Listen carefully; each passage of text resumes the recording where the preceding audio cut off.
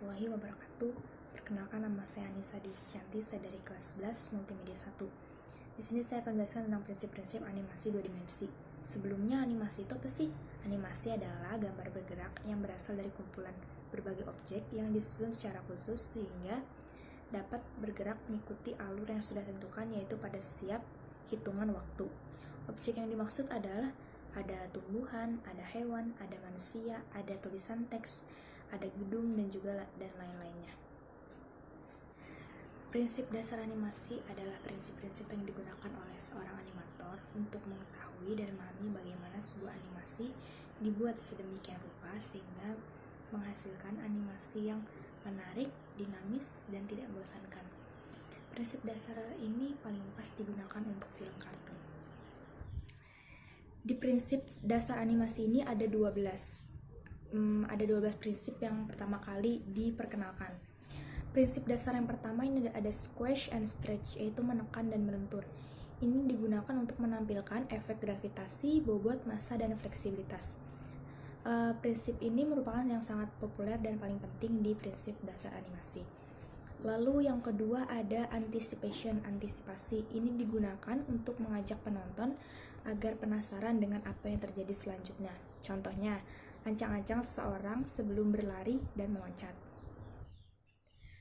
Lalu yang ketiga ada staging. Staging ini berkaitan erat dalam hal komposisi untuk menentukan point of interest. Walaupun tidak bergerak, objek yang menurut harus mendapat perhatian utama itu harus ditampilkan secara jelas. Lalu yang keempat ada straight ahead action and pose to pose. Dua teknik ini merupakan animasi gambar yang bisa digunakan secara terpisah maupun digabungkan. Straight ahead ini membutuhkan menggambar dari awal hingga akhir secara berkelanjutan.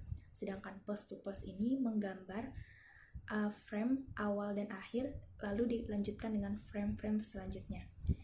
Yang kelima ada follow, stroke, and overlaying action.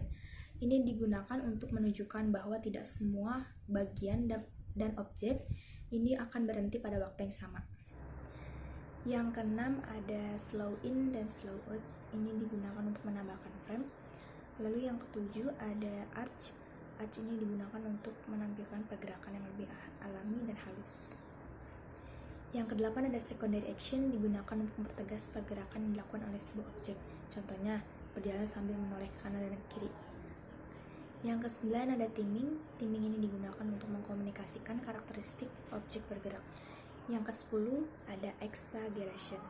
Ini dapat menambahkan pergerakan yang lebih dinamis dan menarik karena jika terlalu realistis akan membuat animasi terlihat lebih kaku.